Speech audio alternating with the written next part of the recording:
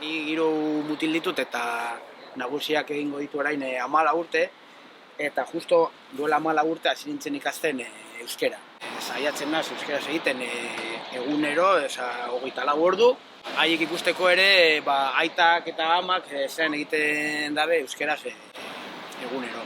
Euskaldun berri moduen, igual konversazio baten, igual lotzatzen naz, igual hanka sartzeagatik, ez dakit zer, baina azkenean euskeraz aritza denbora guztien.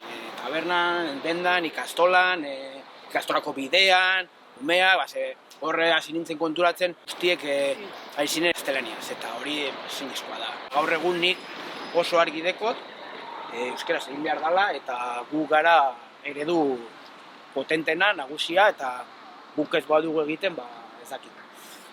Nok egingo dago. Bai. Nik ama euskaldun bezala eskertzen dute, orako gurasoak eskertzen dutez, ze nik ikusi dutena eskola inguruen da, hori. Guraso askok ez dugula seme-alabekin euskaraz berba egiten, eta azkenean zuk dinosu moduen eredu gara, ez? Eta guk ez badugu egiten, zer espero dugu gero euren gandik. Nik ikusten dut oso garrantzitsuak garela, hau da, arrazoetatik jasotako hori gure seme-alabengan ematea.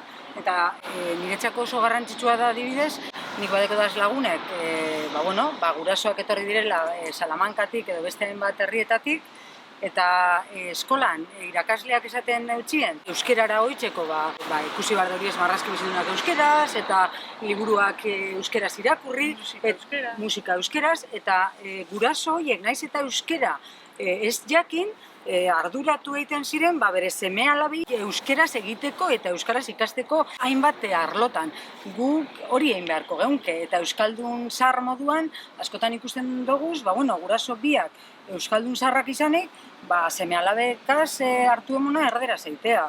Eskola eta gero, denbora gehien gurekin egoten dira, ordan ez badugu egiten etxean, eta gero, telebista hori da, telebistan gero badaukagu arazo bat, eta da, Netflix edo marrazki bizidunak dana erderaz, euskeraz bi badau, eta euskeraz gero, eta kalitate handiagoko marrazki bizidunak, eta varietatea pilo bat da. Hori da, osoan zera kontsumitzen dabe, marrazki bizidunak musika dana gazteleraz, guk bai, gu gara lehenak kontsumiduten duguna kultura gazteleraz. Orduen, egin behar dugu pauso bat aurrera, eta eurei eskaini, baina guk pauso hori eman, eta eurekaz partekatu hori dana euskaraz. Nik uste dute hor dagoela funtsa, guk egin behar dugu eurekaz. Komentatu dugunez, euskaldun berri zara, zutzako hobeto erderaz. Ez, justo kontrakoa da. Nik eskertzen dut asko, nigaz harremana euskera sortzea.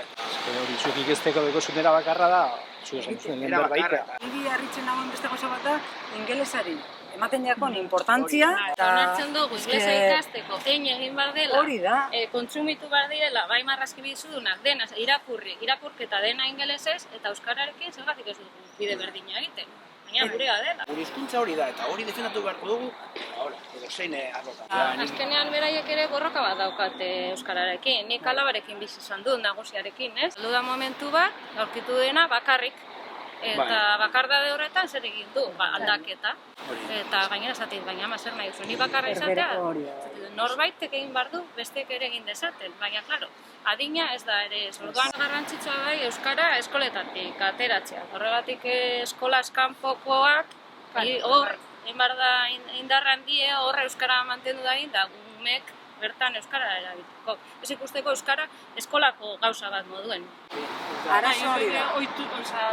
Normaltasuna zertzen da azkenean gaztelera edo non egitea, orduen... Lehen iten zaurien, lehen ezelan da, debeku garaian, debekatuta eukien, baina ezekien erdera. Eta orain, ez dekogu debekurik, eta ostras, ez dugu egiten, zelango lotxagarri.